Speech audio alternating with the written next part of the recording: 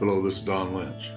I want to talk to you about worshiping God for who He is, not for what you need.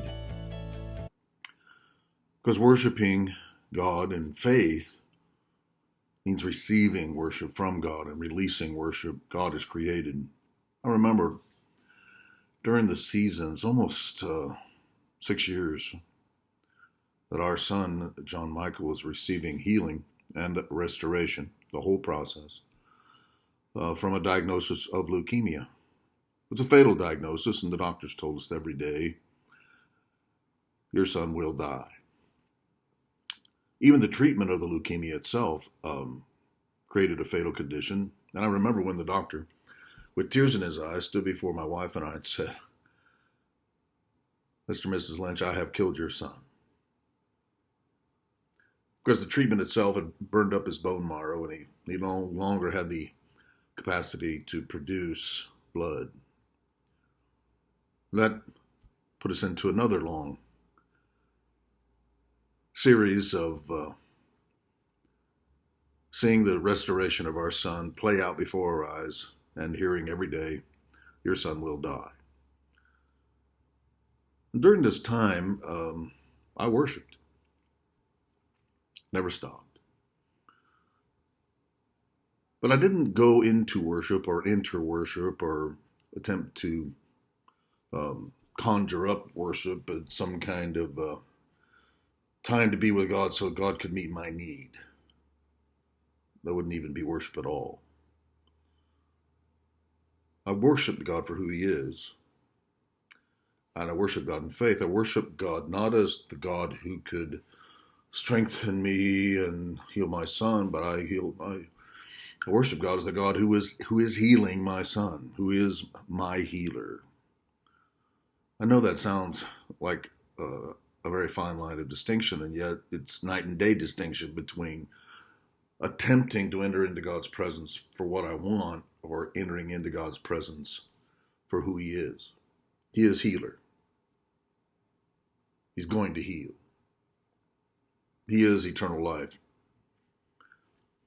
I knew my son wasn't going to die. My wife knew my son wasn't going to die. When the doctor said that to us, said, Mr. and Mrs. Lynch, tears in his eyes, I have killed your son. My wife stepped up and grabbed both of his hands. His face turned bright red. And he said, oh, let me pray for you. And when she prayed for him, he wept. I know most Christians are thinking, lawsuit, lawsuit. We were thinking about that doctor who later died of leukemia.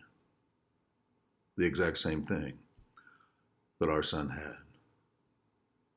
We didn't curse him. We blessed him. We wanted him to live in peace because we know who God is. We didn't have to conjure up a moment of compassion or become heroic in the moment. All we needed to do was rest in who He is. Now, if you are worshiping God for what you need, you're filling your worship with your emotion, with yourself. You're focusing on yourself, and it's not really worship at all. It's not wrong. It's a form of intercession. It's a type of communing. It's a Daddy, I need you. You run in and you receive, but that's not worship. Worship is face down before Him. You are not in the frame of the picture at all, because when you've come into worship, you're not releasing what you feel, but you're receiving what God feels. When I began to receive, and I do by practice, receive what God feels, I felt God healing my son. God, my healer, I was worshiping God because God was, I'm healing your son. I'm healing your son. In fact, I had a promise from God that if I continued to do what He'd asked me to do in Brazil, He would save my 3 sons and their wives. And so I continued doing what I had been assigned to do, but I worshiped God from what I received from Him and released that. And then, lo and behold, I received my strength. I received all that I needed, but I didn't receive it because I went into worship to receive. I received it because I went into worship, and I worship God for who He is. Now you can do that, and you can do that today. You can do that with power, clarity. You say, well, how can I get past the need that I can't pay this bill? I've got arthritis. My father died. I'm being persecuted. I have enemies. The devil's after me. How do I do that? So, it's easy. Surrender.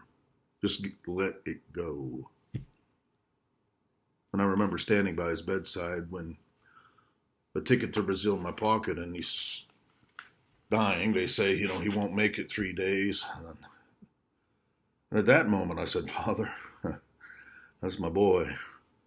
I can't leave. And God said this: you can stay if you want to. And you can give him what you can give him. Or you can go and do what I've asked you to do. And trust me, and I'll come, God said. I'll come. I'll give him what I can give him. This is worship. This is the surrender of the living sacrifice, which is your priestly ministry, where you're holy, where you're acceptable. And in that, transformation comes that renews the mind and breaks off the power of your environment and circumstances and causes you to prove by action God's good, acceptable, and perfect will. Worship him for who he is.